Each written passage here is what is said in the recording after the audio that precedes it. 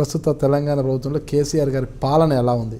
కేసీఆర్ గారి పాలన మాటలకే పరిమితమైందని కొంతవరకు చెప్పినా కొంత గ్రాస్ రూట్లో కొంత వర్క్ జరుగుతుంది. ఎక్కడ జరుగుతుంది అంటే అది కూడా నేను చెప్తా. ఎవరైతే ఎమ్మెల్యేలు చాలా స్ట్రాంగ్గా గట్టిగా వాళ్ళ ప్రాంతాలకు పోరాటం చేస్తుండ్రో వాళ్ళ దగ్గర జరుగుతుంది. ఎందుకంటే మరి 1000 కోట్లు ఎక్కడ పోతున్నాయి అనేటువంటి క్వశ్చన్ మీరు అడుగుతారు నన్ను. అందుకే నేను మొదలే చెప్తున్నా, నాకు సబ్జెక్టు తెలుసు కాబట్టి.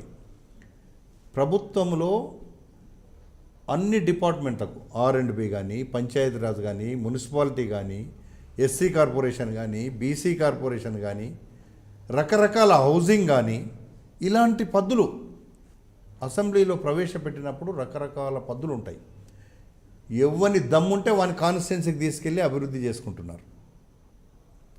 ఎవరిని దమ్ము లేనివాడు ఉంటే వాడు ఏదో రొటీన్గా అంటే జిల్లాకి ఇన్ని ఇచ్చేస్తారు, ఆ జిల్లాకు వచ్చినాక ఆ కాన్స్టిట్యున్సీకి ఇన్ని ఇచ్చేస్తారు, అయిపోతుంది, బడ్జెట్ అయిపోతుంది.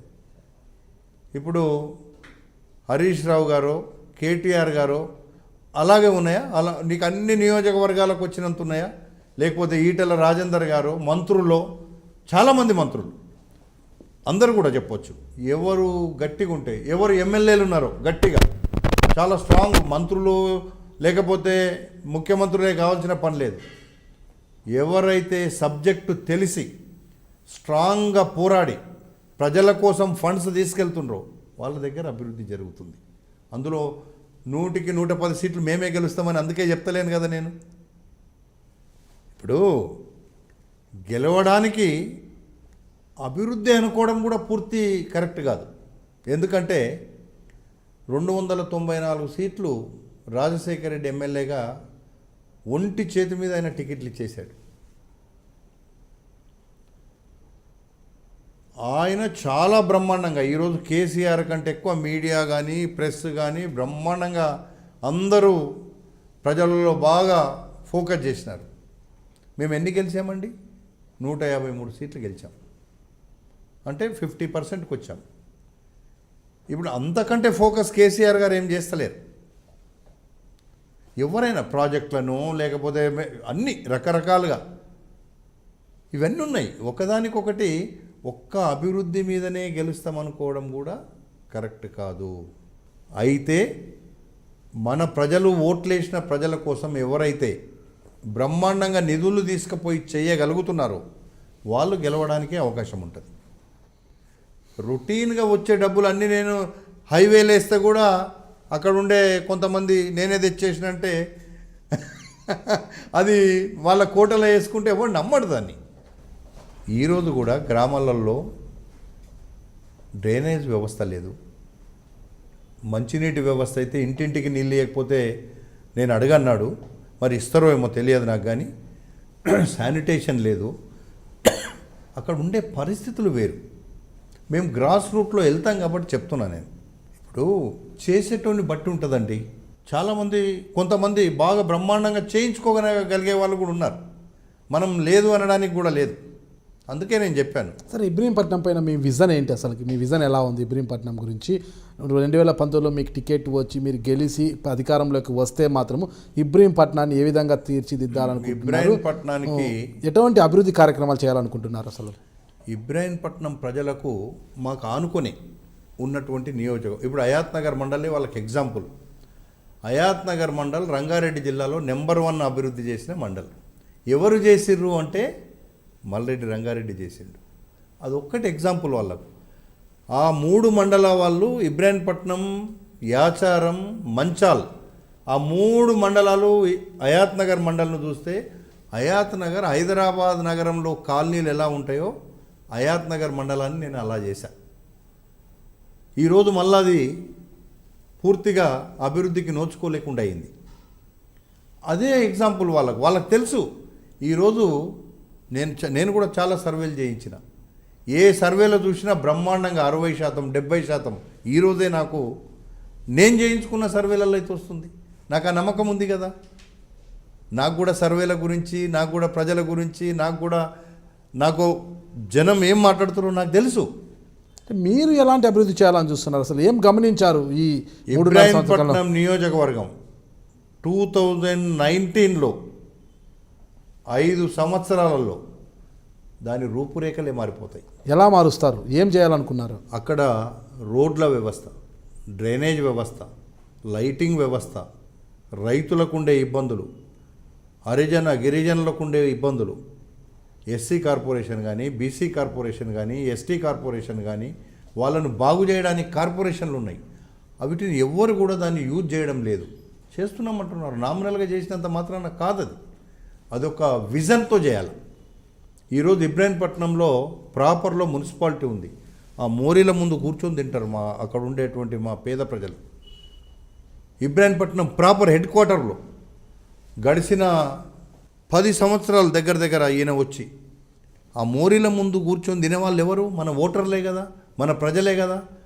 ఒక్క రోజన్న పోయి వాళ్ళ గురించి ఆలోచించి పాదయాత్ర చేసిన పాపాన పోలేదు. పోతే వాళ్ళు బిరుగా పట్టేస్తారు, నువ్వేం చేస్తున్నావు అని అడుగుతారు. ఆ భయానికి పోరు. సమస్య ఉన్న దగ్గరనే లీడర్ అనేటోడు పోయి నిలబడాలి. సమస్య లేని దగ్గర నేను చేసినంటే కుదరదు.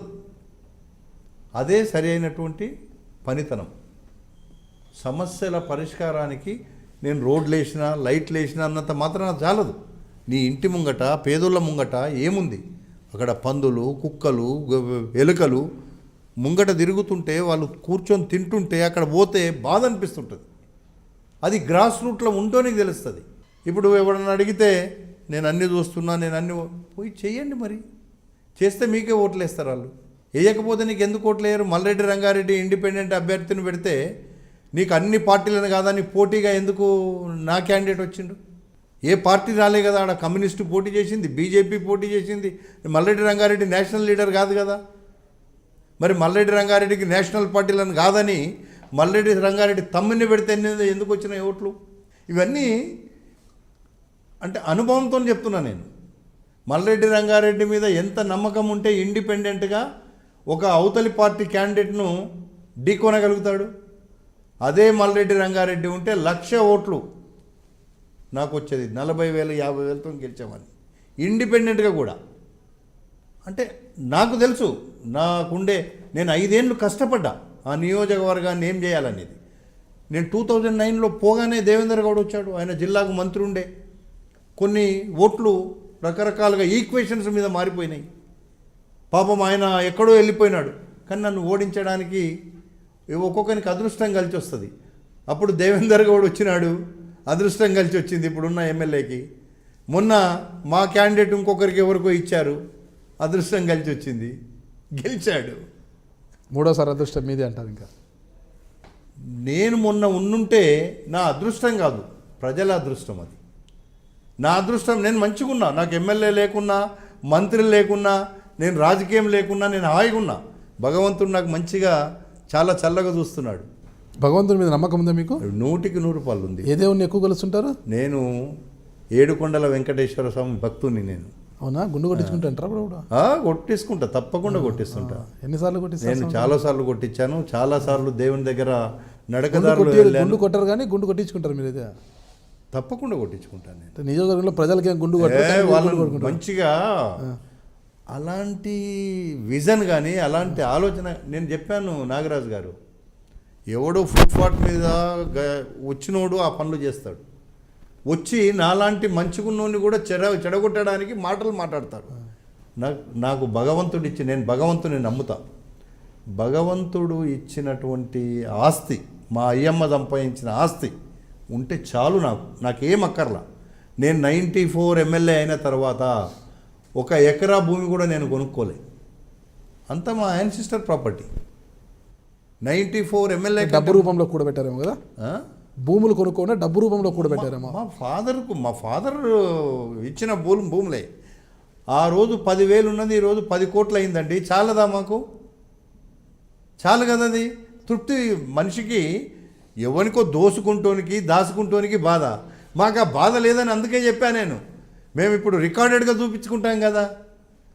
ఇప్పుడు ఎవడో నిన్న మొన్న వచ్చి ఎమ్మెల్యే అయినోడో ఇంకేదో నీకు ఏడికెళ్ళి వచ్చినాయంటే చూపి మనం. ఎప్పుడు వచ్చినాయి నీకు, ఎక్కడికి వెళ్ళి వచ్చినాయి అని చెప్పు మన. అలా అంతకుముందు లేని భూములు, అంతకుముందు లేని ఆస్తులు ఎక్కడికి వెళ్ళి వచ్చినాయి? మల్రెడ్డి రంగారెడ్డికి ఎమ్మెల్యే కాకముందు ఏ ఆస్తులు ఉన్నాయో అవిటి విలువ పెరిగింది తప్ప ఆస్తులు పెరగలేదు. దావతులు దట్ ఈస్ మల్రెడ్డి రంగారెడ్డి. రంగారెడ్డి గారు దావతులకు వెళ్తుంటారా బాగా? వెళ్తాను, తప్పకుండా వెళ్తాను, అందరి దగ్గర వెళ్తాను. ఒక్కొక్క రోజు 20 పెళ్ళిళ్ళు అటెండ్ చేస్తాను, ఇంటికి వచ్చి అన్నం తింటాను. అంటే అందరినీ మా వాళ్ళు ప్రేమతో, వాళ్ళు ఒక కుటుంబంలో వాళ్ళ జీవితాంతం ఒకటో రెండో ప్రోగ్రామ్స్ ఫంక్షన్ చేసుకుంటారు. వాళ్ళు ఎప్పుడు 24 గంటలు జీతం బత్తం లేని కొలువు మా దగ్గర చేస్తారు. మరి వాళ్ళ దగ్గర పోకపోతే ఇంకా మనకు మానవత్వం ఎక్కడుందండి? మీ ప్రాంతంలో కళ్ళు చికెన్ అనేది చాలా ఫేమస్ అంట. కళ్ళు చికెన్ అనేది చాలా ఫేమస్ అంట. కళ్ళు చికెన్, కళ్ళు పోసిన చికెన్ చేస్తారు. మా దగ్గర లేదు అది, మా దగ్గర లేదు అది, మా దగ్గర అదేం లేదు. కాకపోతే తెలంగాణలో ఉండేటువంటి ప్రజలు, నేను అందుకే చెప్పాను కదా, అల్ప సంతోషులు. మంచిగా తినాలి, తాగాలి, ఎంజాయ్ చేయాలి. మీరు తింటారు తాగుతారా? మీరు తింటారు తాగుతారా? ఓకే, కంపెనీ ఉంటే అప్పుడప్పుడు. కంపెనీ లేకపోతే లేదు, మంచిగా నేను ఫుల్ ఫిట్గా ఎక్సర్సైజ్ చేయడానికి ప్రాధాన్యత ఇస్తాను. నేను ఇప్పుడు మీ ఏజ్ ఎంత? 58. బీపీ, షుగర్ ఏమన్నా? No BP, no sugar. టాబ్లెట్లు వాడే అలవాటు ఇంకా ఇంకా లేదు. అవసరం పడలేదంటే? పడలేదు. ఓకే. ఎంతమంది సంతానం మీకు? నాకా 3 daughters, 1 son. 3 daughters, son. ఓ 3. చాలా చిన్న కుటుంబం అయితే. కూతుర్లు అందరికి పెళ్ళిళ్ళు అయిపోయా? అందరు పెళ్ళిళ్ళు అయిపోయి. అల్లుళ్ళు అంతా ఏం చేస్తారు? ఒక పాప అమెరికాలో ఉంటాడు, ఉంటుంది ఆమె. ఇద్దరు ఇక్కడ దిల్సుఖ్ నగర్ పబ్లిక్ స్కూల్స్ అని ఉన్నాయి. ఏవిఎన్ రెడ్డి గారు మీకు తెలుసు, వాళ్ళ సన్, వాళ్ళ స్కూల్స్ ఉన్నాయి కదా, మన పోటీ చేశాడు. ఓకే. ఇంకొక పాప ఇక్కడే ఉంటుంది, జూబ్లీహిల్స్లో. బాబు ఏం చేస్తారు? బాబు ఇప్పుడు మా కన్స్ట్రక్షన్ జరుగుతుంది, మల్రెడ్డి కన్స్ట్రక్షన్. సార్ అంటే మాల్ కడుతున్నాం మేము. మా ల్యాండ్, మా ప్రాపర్ ల్యాండ్ ఉంది ఎల్బీ నగర్లో, అక్కడ ఒక మాల్ వస్తుంది, అది చూస్తుంటాడు బాబు. అది చూసుకుంటారు. రాజకీయంగా ఏమన్నా చురుగ్గా ఉంటారు? లేదు, రాజకీయాల్లోకి మా బ్రదర్స్ చూస్తారు. అంటే మీ సోదరులతోనే రాజకీయానికి చెక్ పెడుతున్నారా, ఇంకా కొనసాగిస్తారా? చెక్ ఏం లేదు బ్రదర్, నేను మీకు ఇప్పుడు కూడా చెప్తున్నా, రామరెడ్డి కానీ యాదరెడ్డి కానీ నేను చెప్పితే తప్ప రాజకీయాలకు రాదు. మీరు చూస్తున్నారు ఐ డ్రీమ్ న్యూస్ని. మీరు చూస్తున్నది ఐ డ్రీమ్ న్యూస్. అంటే కళలని నిజం చేస్తూ ప్రజలకి నిజాలని కళల ద్వారా తీసుకొచ్చే ఐ డ్రీమ్కి మై బెస్ట్ విషెస్. మీరు చూస్తున్నది ఐ డ్రీమ్ న్యూస్. మీరు చూస్తున్నారు I dream channel. For more videos please subscribe I dream. మరిన్ని వీడియోల కోసం ఐ డ్రీమ్ని సబ్స్క్రైబ్ చేయండి. Please subscribe I dream. And I'm very much satisfied with the way interview went on. Kindly subscribe to I Dream. For more videos, subscribe to iDream. And loads of fun entertainment and content. Do watch